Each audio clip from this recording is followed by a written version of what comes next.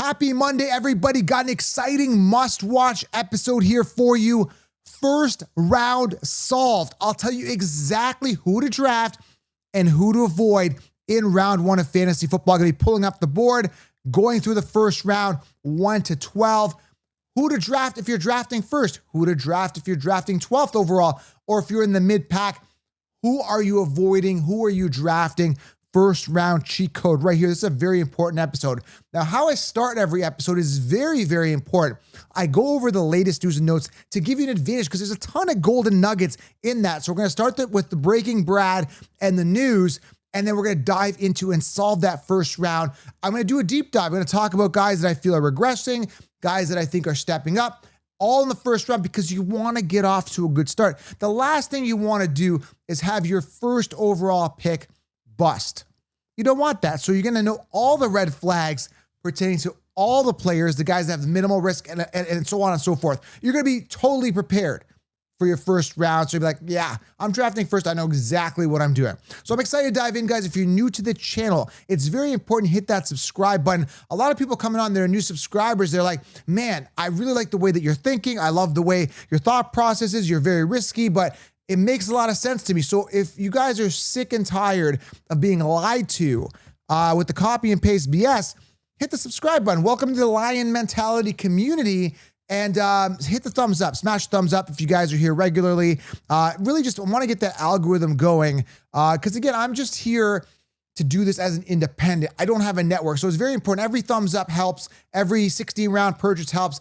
Every view helps. So I'm really out there just trailblazing and making sure that people know the truth. So hit the thumbs up, smash it, tap it, slap it, and of course grab that 16-round draft solution. I just updated it, updated cheat sheet. It's like version 4.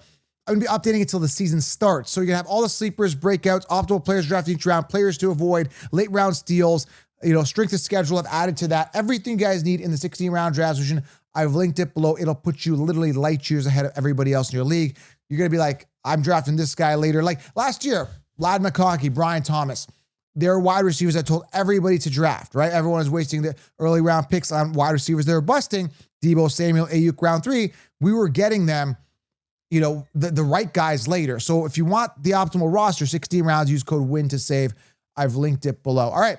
So let's start off with the latest news and notes with, you know who it is, guys. It's Breaking Brad. Breaking Brad. We now have breaking news. Yes, Brad. We now have breaking news. One last time for good luck. We now have breaking news. Oh, we got a lion's roar. We've got Breaking Brad. We've got the ding, ding, ding. Ready to start. I'm hyped up. Whether you're listening in the car, wherever you listen to, welcome to the show. I'm excited. Let's start off with the latest news and notes. I've got a lot to cover. I'm going to rip through some of this stuff, but it's very important that you guys understand and know this, okay? So let's dive into it. Los Angeles wide receiver Mike Williams is expected to be one of the starting receivers this season because of his experience with quarterback Justin Herbert in the past. Don't draft him, okay? This is the type of golden nuggets that I'm just going to tell you. I'm not going to spend too much time on why not to draft him other than he sucks, but don't do it, okay? This is a guy you do want to draft. You're a sleeper for you. Las Vegas Raiders wide receiver Dante Thornton, that's Thornton Jr. Remember the name. Dante, remember the name Thornton Jr. already become a top target for QB Geno Smith, according to a beat writer from the Raiders. Okay, so listen, stash him. I recommend him in 16 rounds. He's on all my teams. He's on my best ball leagues. I've got him. And I was drafted in my big money league like a month and a half ago, and I got Thornton. And that was before this news was starting to break out. And he's like wide receiver 5,000. Like you just get literally in the rankings. That's why rankings don't work. Stash him. You'll thank me later. He is awesome. Okay. We'll see. We'll see how he does. But okay, let's keep going here. Apparently, Darius Slayton has developed a quality connection with Russell Wilson. He sucks. I'm not concerned here. Tajay Spears, Titans had a strong offseason, according to head coach Brian Callahan. Says, I'm really excited to see what he can bring to us this year. Yeah, whatever. You guys are starting Pollard, and they both suck. I'm staying away from that committee. Okay, let's keep going here. Sam Darnold, Seattle Seahawks quarterback Sam Darnold said that he has learned a lot from offensive coordinator Clint Kubiak this offseason, even though many concepts are similar to ones he used when both of them were in San Fran in 2023. Yada, yada, yada. Sam Darnold Now, it's going to be interesting to see what happens with Darnold. Is he the real deal? I think he's a phony, but I think he'll do okay this year. I just don't think he'll do as well as last year. But I don't know, man. I'm just not really sold on Sam Darnold, but we'll see. I mean, I think he's going to be efficient. I'm just not overly excited for fantasy, okay? Way more news to come here. I'm ripping through it. Houston Texans wide receiver Jaden Higgins. Jaden Higgins, a rookie wide receiver, was impressive during offseason practices and showed improvement each week, according to head coach DeMarco Ryans. I've seen a guy who's steadily gotten better every single week. That's quote.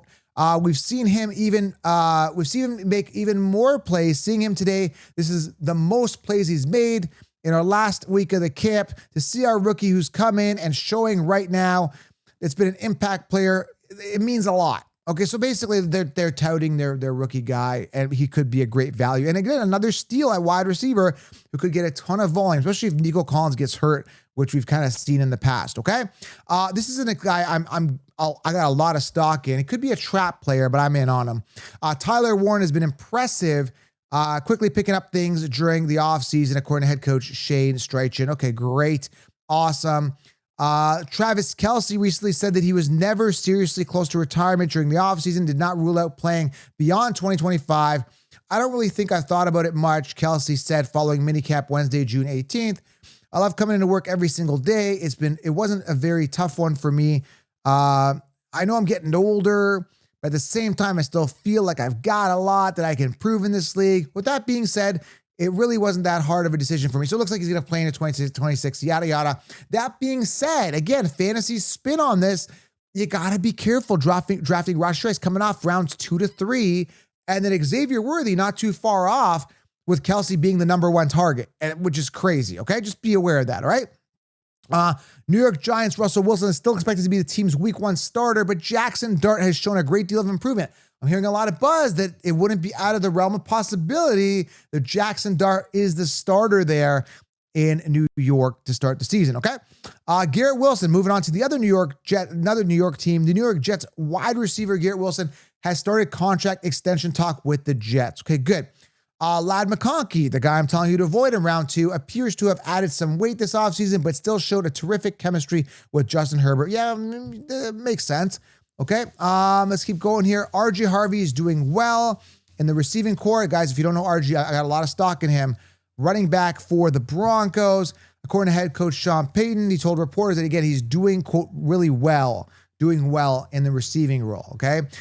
We haven't given him his Joker wings or any of that, but he's doing well, Peyton said. Second round pick. Yeah, I'm excited for him. Javonte Williams is expected to get the first crack to being the starters with the Dallas Cowboys. Interesting, according to beat writers. And Audric Estime is expected to compete for the role number 3 behind rookie RJ Harvey and veteran J.K. Dobbins, according to Broncos Wire's John Heath.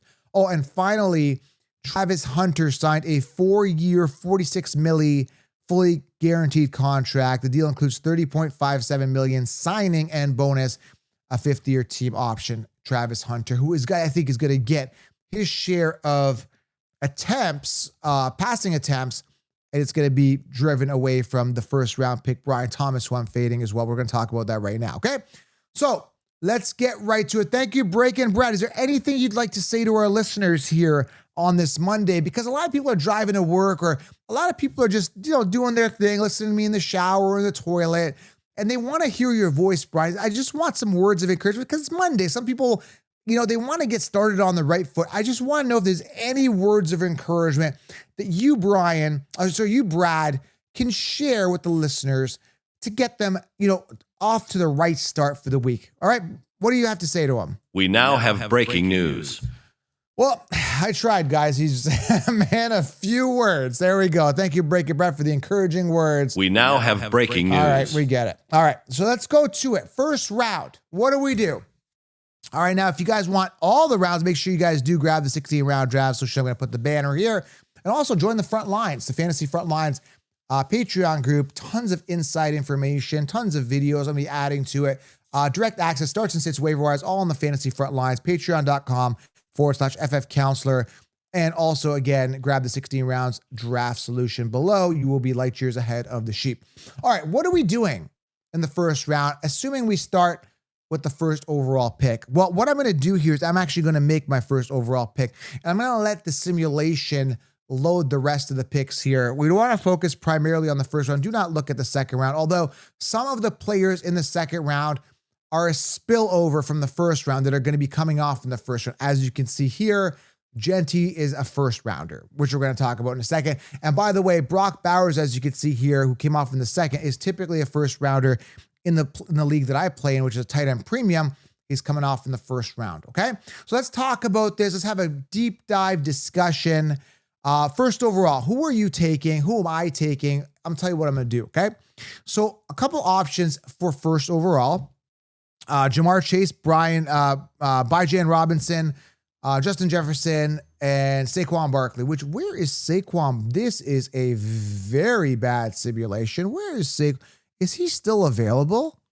Oh, dude, this is weird. Am I missing thing? Am I having a dyslexic moment? Yeah, okay, there he is. He came off at the 110. I was looking at the green color, and there's different colors for each position. I was looking at the wrong color. Okay, I see him. I see you, Saquon. I see you right here, and you're going to come off a lot earlier. So the first overall options are Bijan, Jamar Chase, and Saquon Barkley, and maybe CeeDee Lamb. Those are kind of like the first guys coming out. I'm doing a ton of best ball, and those are the guys coming off first overall. It's either Bijan, it's either Chase. Those are kind of the first two, and maybe Saquon. Actually, it's between those three ultimately. So out of those three, out of like Bijan, Chase, and Barkley, who somehow through the simulation fell to 1.10, he's coming off in the top 4 picks. I can assure you that, right? But the idea is just to get a feel of who's coming off round 1. And who to draft where. So Bijan, Chase, and Saquon. Out of those 3, who am I drafting first overall? It comes down to who's trending up and who's trending down. And the simple answer to this is Bijan. Let me tell you why.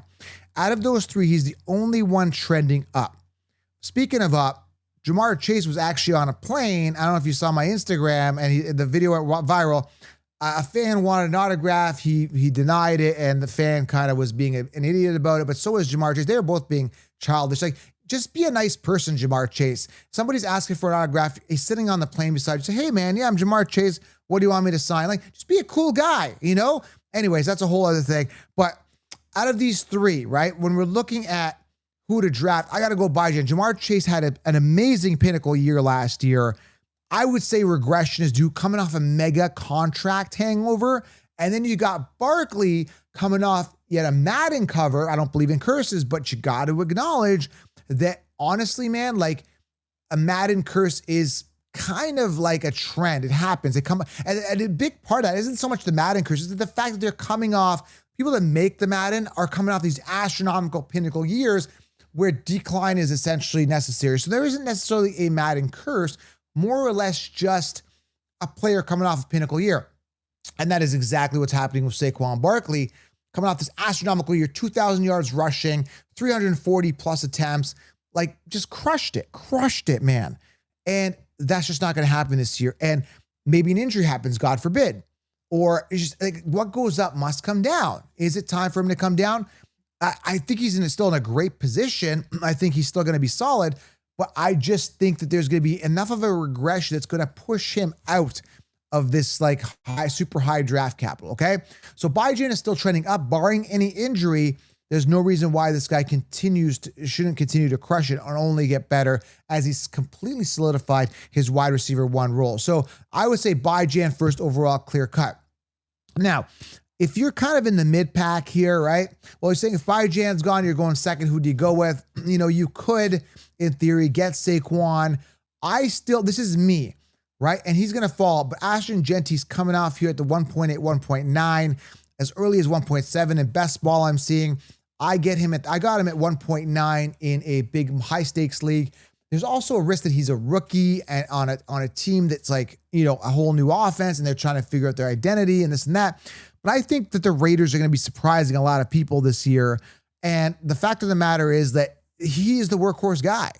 And all this talk about, he's going to be in a committee. I don't buy it. You don't draft a guy in the first round unless you're Arthur Smith and just bench him, which is what he did to Bijan in his rookie year, which was ridiculous. So I think Genty after Bijan, even at the 1.02, that's what I'm doing. Because you got to understand that the running back position is extremely scarce. That, when you're talking workhorse running backs, there's committees everywhere. They're forcing committees. Like you had this season, with the Texans, with Joe Mixon being the starter, and they bring in Nick Chubb after they drafted Woody Marks. Like, why do we need that many running backs? You only need one. Even RJ Harvey was a real tick off to me because they don't need Dobbins. They just don't. You don't need them, right? So you need to start making these guys workhorse running backs. That's how you win Super Bowls, when you have the best player playing, even like a guy like Jahmyr Gibbs, who I absolutely love.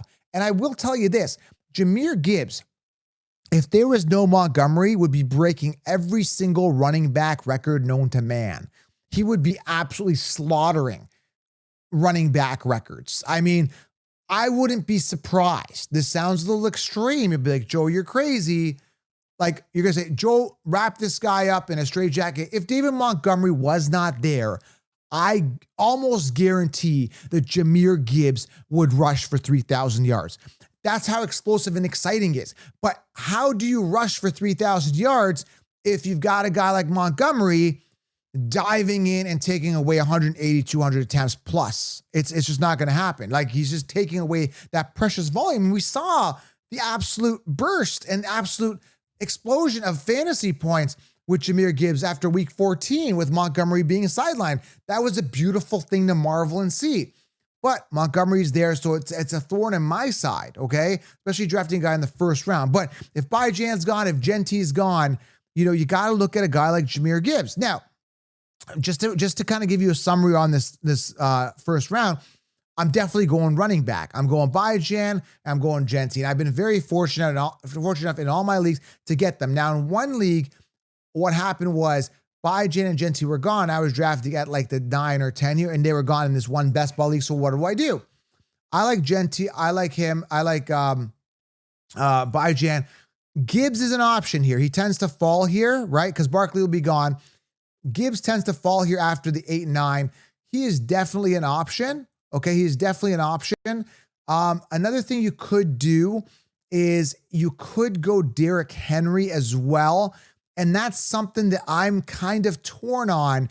I still think he has a good year. He made like some sort of friendly, agreement, I would say, with Adam Sandler or something. Like, if you rush for 2,000 plus yards, you'll be in my movie or something like that. I'm butchering this agreement, but I still think he's good. I still think he has a good year. I'm still a little bit questioning, when the fall off year is going to happen. I don't want to be there for the fall off year. So if you are going later, again, first thing, you got to go running back. That's without a question. Secondly, which running backs? Again, in that order of Byjan, Gentie, Gibbs, or Henry. Now, if all four of those guys are on, I would not have a problem.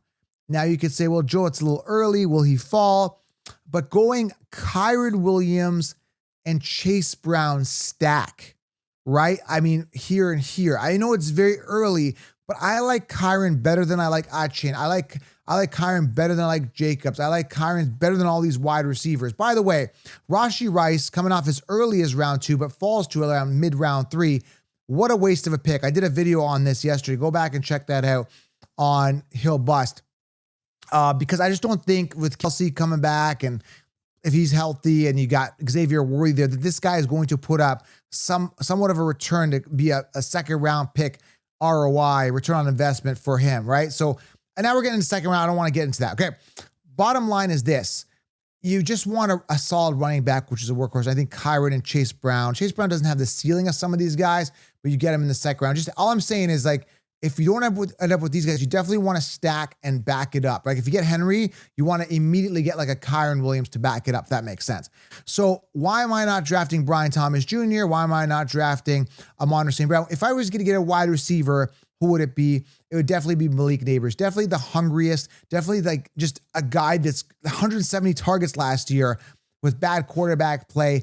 It only gets better for Malik Neighbors, a guy who demands the ball with no competition. He doesn't have a T. Higgins to contend with. He doesn't have a George Pickens to contend with as CeeDee Lamb has. He doesn't have a Devontae Adams to contend with as Puka has, right? He doesn't have a Jameson Williams and a Sam Laporta and a Jahmyr Gibbs to contend with like Amon St. Brown has.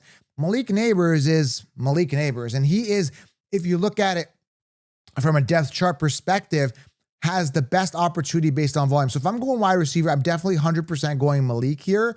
Love that.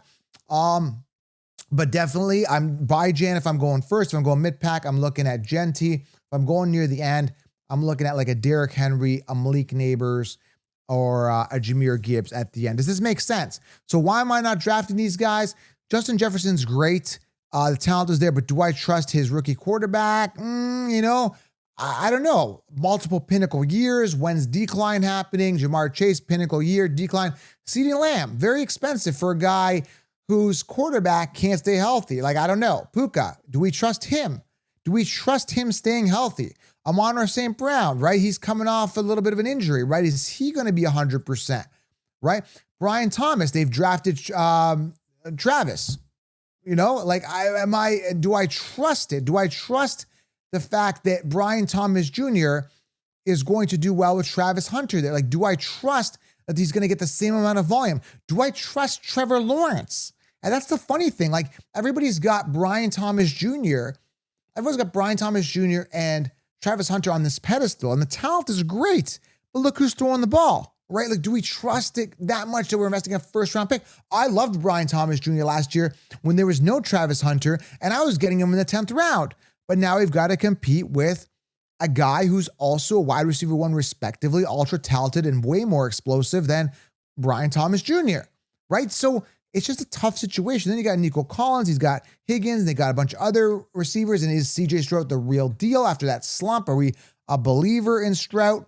Something to consider. So I think there's a lot of red flags here. And then Christian McCaffrey, he's coming off round one now. Like, dude, like, screwed people's fantasy teams 3 out of 5 years. Like 2020, 2021, he played 10 games combined in those 2 seasons, had 2 good years and busted last year. So I avoided him every single one of those years. So it's like, I'm cool, man. I'm like 3 for 5. I'm good. All those people that had him in the 2 years, he did well. Congratulations. You probably drafted him again last year because everyone was telling you. And then how did he do for you? He busted, right? It's just crazy. So again, like, I don't trust him, and he's typically falling to round 2 anyway. But people are really hungry for those running backs early, so they are definitely drafting. But Genty's definitely should be sliding here in the simulation. So just to recap, you want to go running back 100% because it is a scarce position. There's so many committees, right? The wide receivers, I think Malik is the safest out of all these guys. I think Brian Thomas has got some major question marks. Amon-Ra St. Brown's going to get diluted. Puka's boom or bust. I don't really trust him. Jefferson's safe, but it's all dependent on his quarterback. And Jamar Chase is great, but will he decline? And that contract hangover, he got paid big time. So there's no guarantees in fantasy. All you can do is mitigate the red flags and mitigate the risk. And by securing the most scarce position that is running back, you are doing yourself a favor, because I'm telling you right now, okay, everyone's saying there's a ton of good rookies that came out this year, but man, like, they go fast, okay? Like Caleb Johnson comes off round 6, and he's one of the best guys out there. You got a bunch of other sleepers and stuff like that. But then you're getting into like some really nitty-gritty players, some boomer bust, or guys that you're just stashing and hoping for a prayer, right? But those early round running backs, the meat and potatoes guys, they're coming off early. You want to secure running backs round 1. So that's it. The first round solved. I go back, watch this again if you want the full draft. Every round solved. Grab the 16-round draft. So if this is making sense to you, common sense. Because everyone just tell you draft everybody based on ADP. If he's there, grab him. No, guys, you got to look at the scenario. Are they trending up? Are they trending down? Who is really optimal in each round? And I tell you that, and I lay it out in 60 rounds. Secure the solution, secure the championship right now. All right, guys? So hope you enjoyed this. Hope you enjoyed it for your drive. I know I'm talking fast. I know there's a lot of information. Go rewatch this if you need to. But there's so much going on in my brain, so much analysis. And I want to make sure you guys crush your leagues. Grab 16 rounds. Let me know what you think. First round solved. By Jan first overall. Genty, Gibbs, Henry later on as well. Malik Neighbors, the best receiver with the most upside round 1. Upside for Puka Nacua, but a lot of risk. Jefferson safe, but do we trust the quarterback? But up to you guys. Process this information, make a decision, and good luck in your drafts this year. I'm gonna keep the content coming to you daily. So I'll see you tomorrow. Turn on the bell, thumbs up, and grab 16 rounds. Have yourself a great Monday.